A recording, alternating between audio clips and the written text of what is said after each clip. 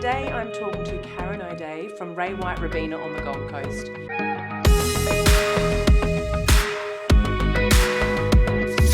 Karyn's been in the industry for 16 years, 13 of those have been with the Ray White Company, and she has had consistent career growth and made really strong investment decisions in her business. Well, thank you so much for joining me, Karyn. Thank you for having me.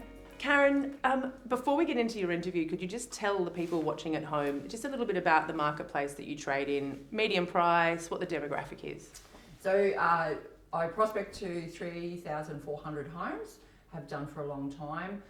Demographic, families, a lot of families with little kids or people that have been there for a very long time. So they've been there for 25 to 30 years. So they're normally the grandparents of the other families. So, yeah. Medium house price around the million to 1.1 now. Yep. So it's increased like everywhere. Yep.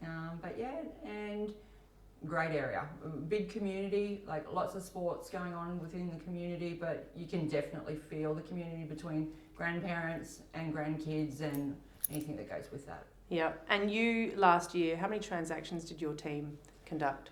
I don't know the answer to that. Can I the number? It's about, I think you were somewhere in the realm of 70 to 80, weren't you? Yeah, it was 71 Yep. transactions. Okay. 71 around the 70s. Yeah, okay, 70s. Fantastic. So 16 years you've been in the industry. Mm-hmm. So when you started, why did you get into real estate? What were you doing at that point? So people, I love people, like a chat. And I was a estate manager for hair and beauty salons throughout the department stores of David Jones and Meyer. Wow. And so I used to visit salons throughout the week, and you get to know people or clients that came into the salons. And there was one lady that owned a real estate office, and I was interested in real estate, not to go into the field, but just in general for myself. And I always used to ask her, what's going on, how's the market? And she used to keep saying, come and work for me, come and work for me. Never thought I would do it, and one day I took the plunge and did it, and it was the best thing I did. And so where did you start? You started in a small independent business? I did, just for a couple of months, to be honest, probably about 8 months in total. I was the babysitter of the office. They just wanted to play golf and they wanted someone to sit in the office. And I knew very quickly that I wasn't going to grow too quick or go too far if I stayed there. And they were nice people. So I chose a bigger brand. And worked there for 3 years. Loved it, absolutely loved it. And then I was introduced to Ray White. I'll be honest, I was quite intimidated by Ray White. I thought it was too scary. They were the big boys and could not even imagine myself being part of that.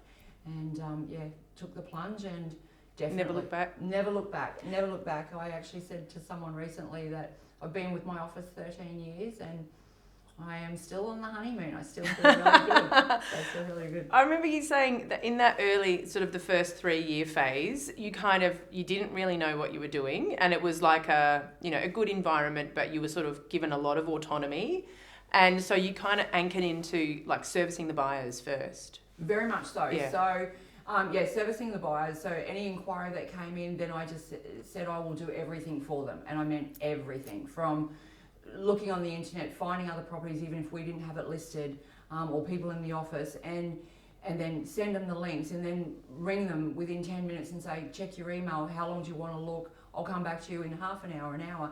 Then I would book the appointments, and back then I would go and pick them up and take them, and it was probably the easiest way to get paid, do the transaction. But the heavy lifting with the vendors, I didn't have to do. I just had to match the property to the person. So, and you were servicing all of the other agents in the office? Correct. Being the buyer runner. And they would give you a split of the commission Correct. for doing the work? Correct. And it used to be 60-40 split without question. So, wow. So you did okay. And the more buyers you ran, the more money you made, and it was really easy. But the trick was, those people that were buyers turned into my sellers. Yeah, so that's how you built your database initially. Yes. As people moved into the area, they became locals, geodata, and you maintained those relationships. And I did the magic 50s around them. Yeah. So I still learned along the way of, how can I bite off a little bit to make it a long-term game. Yeah. And so if I matched a buyer to a property, they became my property owner, but then I would go and tell the neighbours about it. And then, it just grew. So it was very easy. Yep. But I didn't have the scary bit, I had to do vendor reports, have the communication, all the scary stuff that everyone has fear of at the beginning. Yeah.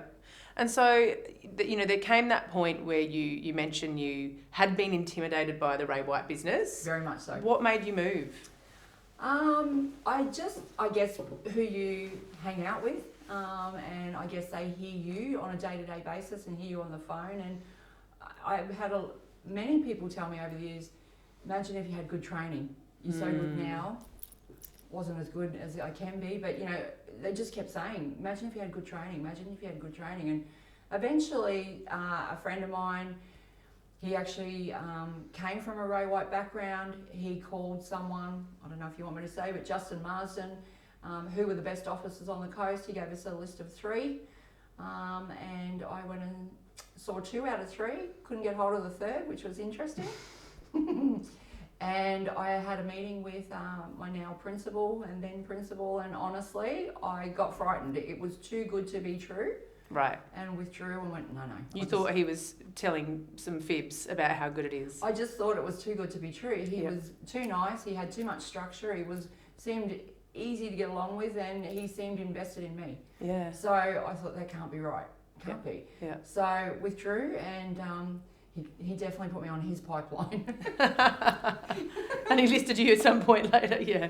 Okay. Yeah, so it's probably, look, I don't really remember the timeline, but maybe another 8 to 12 months, even maybe a little bit more than 12 months. Right. And then I did come over, and instantly. And that was, what was when you moved into the business, there was almost immediately, there was encouragement for you to invest in your business? Straight away, it was spoken about, whether it was in the weekly sales meeting, whether it was in just the general chit-chatter, in the, the corridor kind of thing. It was just part of their norm. Yeah. So you didn't escape hearing it, let alone, it wasn't pushed, it was encouraged, but it was the environment. It was just a normal. Yeah. So, my principal said you should put someone on, and again, I was, that's not me, that's not what I'm here to do, I'm just here to do me. And then we just opened that door, and again, instant. Like everything I've been introduced to and then done, it was instant. Wow. Like instant. So that first person was a part-time contractor working in an administrative function in your business. Yes. Yep. Yes. So there was, it was easy to say yes to putting this person on without, I'm not a payroll person. So it was an ABN. She invoiced me for the hours she did. If we got quiet, I had that comfort of, well, maybe I could say to her, don't come in tomorrow. Yeah. Didn't happen. Yeah. It didn't happen at all. Yeah. But it just gave me a little bit of security. And in turn for the lady that said yes to the role, she had flexibility on doing what she wanted to do in her life, and she didn't want a full-time role. She was very clever. Yeah.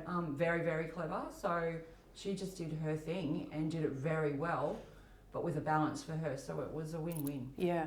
And so, as you said, you never did exercise the right to minimise her hours, and from there, your team has only grown. Just, if we talk about that first person that came in, she relieved you of the admin work, and you said you felt instant relief, and your business grew. Straight away. Yeah. It just pulls us into the next level. Whether it's a little level, I'm a really big thing for, if you put that, like develop a team around you, it only will go one way. Yeah. You're not going to go backwards. You're not even going to go sideways. It will just take you further. So she did, obviously, what do most people think administration is contracts, Form 6. That's what the office provides. So what did she do for me? Just made everything that we did better. So from emails, sitting on my emails when I was out and on the road, so we were answering our clients immediately. Yeah. The customer experience just went up. Yeah.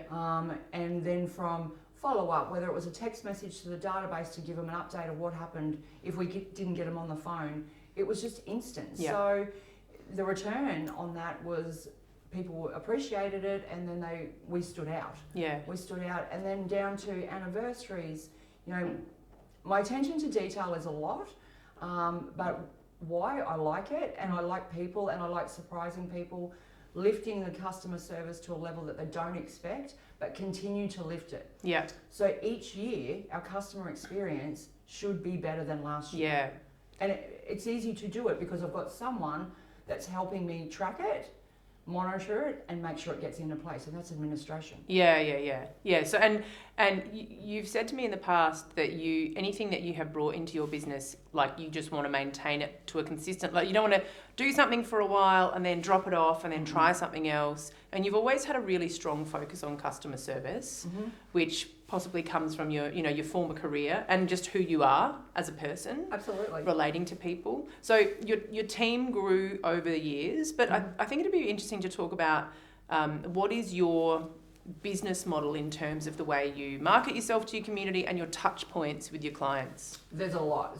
And there is a lot. And this is where I need support. Like, I need people that are like in their role that they're really good at. We're building a super team around each of us. Like, I'm really good at some things and other things I'm not, but I know they need to be done as they are. So if I can give them a role that they've said yes to, so they're really good at that because they enjoy that and they get pleasure out of what they do, then it only can get better for all of us. Yeah. So they help lift the load. So apologies, your question was? All the touch points that you're marketing yourself into the community and all the touch points that you give your customers and your potential customers in your database. So the touch points are, as soon as we meet a property owner, we put them into Vault and we add an action plan. And whether that's a quarterly call with a monthly market update, then we'll add an anniversary, and then we'll do a Christmas. So that's 17 touches a year. For every person who is living in your suburb. Every single person. Then I'm in their letterboxes every single week. Every week. Every week. Wow. So what's on the DL drop that you put in the just letterbox? listed and just sold. Yep. And then once a month we'll do a market, like a booklet. So then I'll put community things in that, so the kids love seeing their faces in the photos and things like that. We'll do little surprises right in the middle of the book. We'll do a lucky letterbox. Okay. So if they spot... So you have a photo of someone's letterbox, and what do they win? We try and change it. So whether it's movies, whether it's a teppanyaki voucher, whether it's just a gift box, we change a lot. So I've got one of the girls in my team, she absolutely loves that side of it. Yep. So she creates, and if they've got kids, she'll go down to even putting their names on their shirts and things. We really tailor, and attention to detail is huge. Yeah. But that's because that's their love. They enjoy creating. Yeah. So it's 17 touches a year. Anniversary, so they get an anniversary gift as well. They get a Christmas as well. So if they're a purchaser, they'll get an anniversary gift?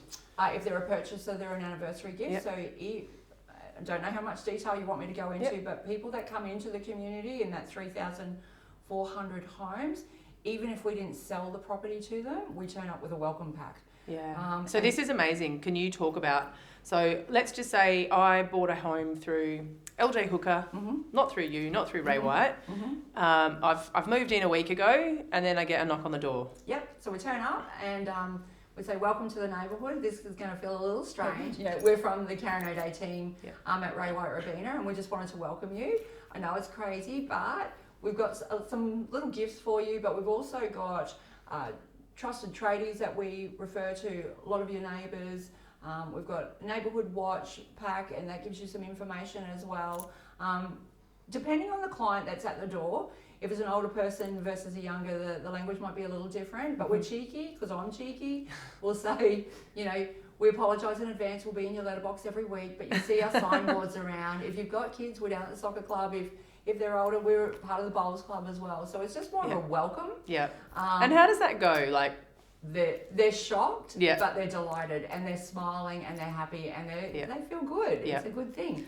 So those people who you didn't sell for, who you go and knock on the door, and you obtain their geodata, so you get their information, so they're now in your system, they'll get an anniversary gift from you. Yep. Wow. And a Christmas. Yeah. Wow. And a Christmas. So we hand deliver Christmas puddings every year. When I started, it was 300. We're up to 1,109 Christmas puddings. Wow. So they get that as well. So, Wow. but they do see me around, and Yeah. you know, they do see our signs, and they do see, you know, the branding on my car, and Yeah. so it's kind of nice that they can come up to me and say hi. You know, we don't remember everyone, so I just welcome everyone the same, but it's nice. Yeah. It's a nice way to be in the community. Wow. And how many years have you been doing that for? I've been Ray White Robina for 13 years, probably 10. Wow. Mm. Wow. It keeps growing though, so it's scaring me. Yeah. Well, especially the Christmas puddings. yes. Absolutely scaring me because it's hot. Yeah. The Christmas puddings take us now a good 9 days full time. Wow. From start to finish. We've pushed back into the last week of November now because of time. But last week of November, every single day, there's 2 cars going out with 4 of us in there, and it's huge. I bet. And that would be so welcome. Like the customers would absolutely love it. Do they expect it now? Yes. Yes. I didn't buy a Christmas pudding, Karyn, because I knew that yours was coming. Yes. And it's actually funny. The older people will ring me and say, "Where's my pudding?" I say, "I haven't got to your street yet. I'm coming." But you can't stop now. No. And out of 1,100 puddings being delivered, I would definitely get a couple of hundred messages back. Yeah, that's so good. Yeah, so it's really nice. And people thank me through the year when they see me. Yeah. Can't believe you still do it. Actually, it is a Macca thing. It was one of his trainings, and he said it was something to do with Christmas, and when they put that on the Christmas table, they then say, "Guess who gave us this?" Yeah. So it's the gift that keeps giving for you, because they're referring customers to you. Correct. When they're enjoying the But it's nice. Yeah. It's just nice to do anyway. There's people that, you know, that might be the only thing that they get for the year. So it's nice to do. That's why I do it. So you have a team of 5, including yourself. Mm-hmm. What are the roles in your team? They're very clear. Thank you to you. They're very clear because it did cross a little bit. No, we're very clear, and why you become more efficient by being clear, and it allows each and every one of us to do what we love to do the best we can do. So, you know, being clear is more power to you, you know, and then it allows us to grow and be better at what we're doing and what we're employed to do, etc., etc. So the administration, it is all that attention to detail. Everything. They're in your emails. They're doing, you know, anything that, like you say, keeps that business running while you're out in the community in front of customers. It just doesn't stop. Yeah. It doesn't stop, but it's all about the customer first. So the customer experience is why we all do everything we do. But if we can do it well, everyone's happier, including us, because we feel like we've achieved. Yeah. And we know that we've responded correctly, and if there is anything that's not going well, we can respond again quickly. So the girls, my administration are on my email, so they BCC me into their replies. Why? Then at the end of the day, I'm swiping, but I know what's going on and what has been said on my behalf. Yeah. The text messages that go out to the community do come to me as well. So again, if anyone says, "Oh, tell me more about that property," I actually know what's happened. Yeah. So that's really, they keep the day-to-day moving, but that allows me to go and do what I'm good at and what I enjoy to do. Yeah. Because the other stuff has to be done. Yeah. But it allows me to improve on what I do it well, but it will only pull me into the next level, whatever that level is, but it will just do that. The boys, I've got 2 gentlemen that work for me, and they help me speak to my data. It's a little scary. They sound like me a lot. Poor things. But our language is very similar throughout the team. Yeah. And it's not me telling them how to speak. We just learn off each other, and the message is the same. Yeah.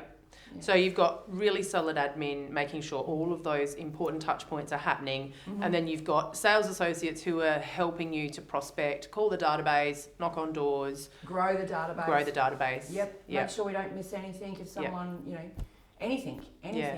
Even with other people's stock. Now, other brands don't like it, but I know that they don't do it. So I can't just sit on my hands because they don't do it. not service your community. Yeah, and I'm respectful to the other agents. You know, any agent can come through any of my properties from the minute I put it online. I actually look at other agents as clients because they might come to us one day or they might not. But having respect throughout the community, there's enough to go around for all of us. So just be kind to each other. And it's not hard work. It's just do the right thing by everyone. Yeah. Including the opposition. Yeah. But, you know, if they want to do Magic 50, go right ahead. But if they don't, I'm going to do it for them. Yeah. Yeah. And has anyone, because you are so, I mean, some might say it's an aggressive tactic to door knock your competitors' sales. Have any of them come and done it to your sales? No, because they don't have time. They don't get there quick enough. Right. Because our Magic 50s are 4 touches. Yeah. So the week before we put something on the market, we door knock and tell them that they're going to notice a photography car in the street or a drone in the air, and we just thought we'd give you a courtesy knock to let you know that someone in your street or in your neighbourhood is doing that. That is going to market, sorry.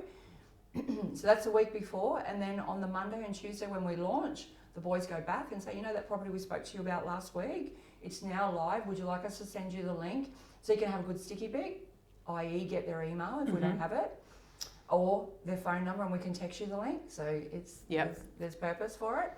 And then I always do an open home in week 1, or most weeks, but week 1 on a Thursday. So after the open home on the Thursday, we do an invite from the owners to the neighbours again if they would like to come and have a look live on Saturday. We do that as well. And then hopefully the following week or the following weeks, we will be able to knock again with the result. Fantastic. Yeah, so that's 4 touches to your neighbours. Wow. Now, when it's another person's property, obviously we can't do it in that much detail, but we do allow our community to know that we are doing a customer care program. We're not claiming that we don't have that property for sale. We just say, look, part of our customer care program is to keep the community up to date with what's going on. And you would have noticed XYZ Real Estate has just listed that property. We can't wait to see who moves into our area. Yeah. We'll let you know what we know. Yeah. And again, they come to expect that from you. Yeah. Yeah. We actually have had people ring us. Well, I get people ring me. Do you know what that one sold for? And they know it's not one. Yeah. Because you're the heartbeat of the community. You are real estate in Robina. Yeah. And you know, you mentioned 17 touch points a year. That's outside of these just sold notifications. Correct. So many people are probably hearing from you 30 plus times a year. They are. They definitely are. Yeah. And don't get me wrong. Something that I heard yesterday in the conference was, don't be picky with who you call and who you don't call. They'll soon tell you if they don't want to hear from you. And then I never stop.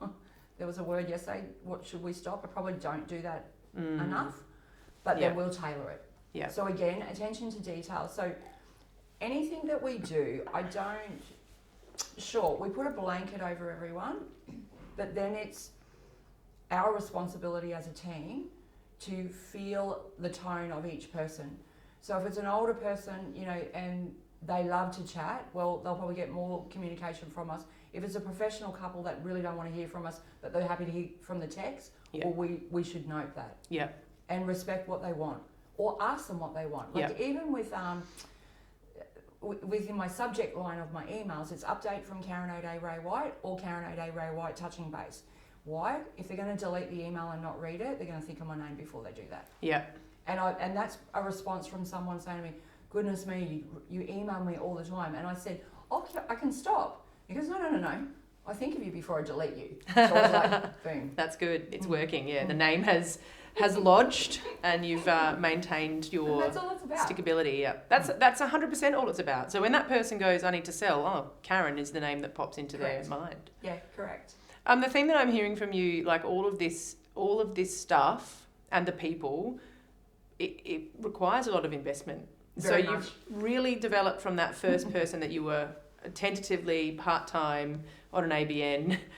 You made that step, but since then you've just had no hesitancy in investing in your business. Why is that? Well, firstly, it pulled me into the next stage. So it's pretty hard to say, I don't want to do that anymore when you see that it works. Yeah. So the return on investment just started happening. So I actually don't know the percentage that I should put away for it. I've just measured it as it's come in and gone, okay, well, the letterbox drops are working, so I can't actually stop that. Yeah. And you know, part of my demographic in my area are older people, so they're the ones that will read it and put it on their kitchen bench. Yeah. So it's a layer, and then we've just grown the layers, and then I feel the return. So, you know, I can't tell you how many out of 1,100 puddings, how many people are going to sell with me, but I can't say, well, you're not going to sell, so you don't get a pudding. Yeah. You just do it. Yeah. So there's parts of me that I will do it because I care and want to give to people. Sure, I want to have a return, but it really is not all about the return because it will come anyway. And those puddings are probably one sale, right? Oh, easy. Yeah. Easy. So to answer your question, it's just adding to the layer and then feeling the love back, whether it's in dollar value or a property sale or just people stopping me and saying so much, you know, thank you so much, etc., etc. So it's just layers of everything. Sure, the girls, my administration, will go and try and find someone that will, if we guarantee them that we will do letterbox drops with them for a year, will they do us at a better rate? You know, Christmas puddings, we try and get it at a better rate, you know, and they're always trying to make a way to make it better and more affordable, but it's hard to stop it. Yeah. It's really hard to stop it. Yeah. The community, so I sponsor a soccer club, and I have sponsored them I'm going to my 10th year now, and that is a big chunk of money.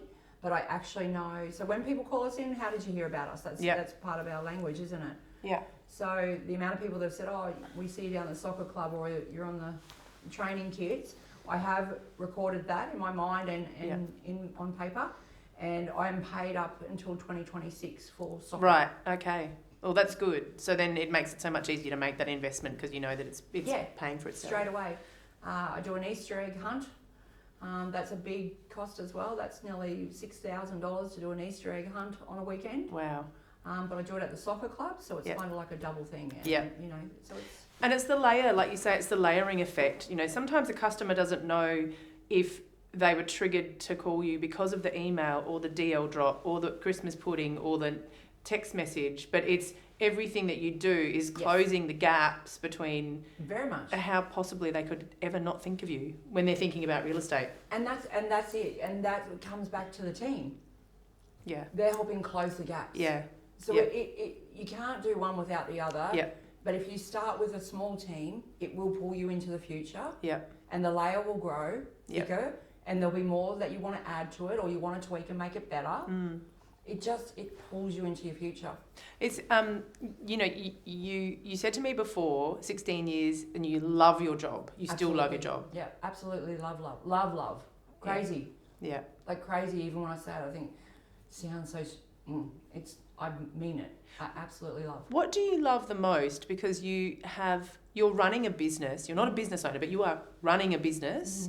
But you're also going and listing and selling property. What do you love more? The business side of it or the listing and selling side of it?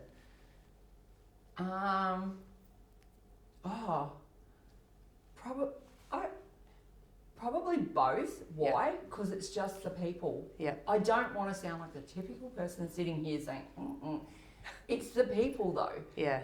Like my team, we have so many laughs. Yeah. It's hilarious. It's a really good vibe. Yeah. Then you go into people's home. It's a really good vibe because everyone's different. Everyone's circumstance is different. Everyone's property is different. How cool. Like every day is different. So it's the people that make that though. Yeah. Yeah. So I don't know. You can't separate it. Yeah. I can't. Yeah, I can't awesome. because it's different. Yeah. Every person, every conversation, every drama is different. Yeah. That's what keeps it interesting, right? No 2 days are the same. Correct. You know, even the drama, we might roll our eyes and go, oh, that was the worst. But if we can wrap it up sooner than later, then we've done our job and we can go, done. And it was a good learning. Correct. Yeah, for the future. Yeah. If you were to give your, young self starting out in real estate some advice, what would that be? don't waste time. Okay. Don't waste time. Bite down. Okay. Just bite down and go hard.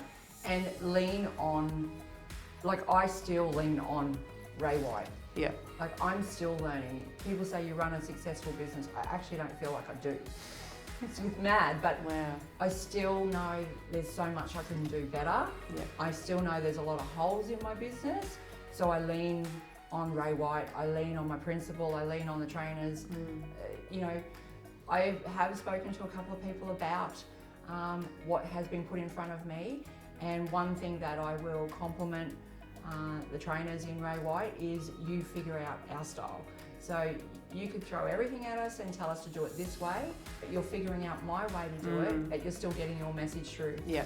And that's what I appreciate. And I've said to a few people that I've met over the last 24 hours, tell them to drip feed if that's what you need to just improve a little bit. Yeah. You know, because it is scary sitting in these big conferences and having people up on stage and think, oh, they just do everything. They just must do it way better than I'll ever be able to. Yeah. But if we get drip fed just a little bit to improve, you will be pulled into your future. Yeah, amazing. Karyn, thank you so much for talking to me today. It's been an absolute pleasure and I really thank you for all your insights. Thank you for having me.